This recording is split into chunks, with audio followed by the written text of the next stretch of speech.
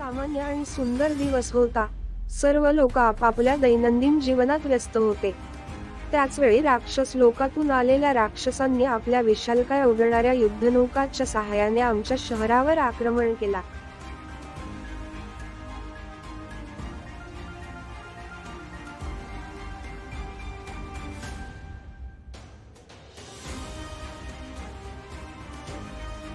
आम्ही सर्व नागरिक निर्भय आहोत, कारण देव नेहमी आमचं रक्षण करतो. हिंदू धर्माचे देवी देवता स्वर्गातून पृथ्वीवर आले आणि त्यांनी त्यांच्या दिव्य शक्तींनी व दिव्य शस्त्रास्त्रांनी सर्व राक्षसांचा आणि राक्षस युद्धनौकांचा नाश केला.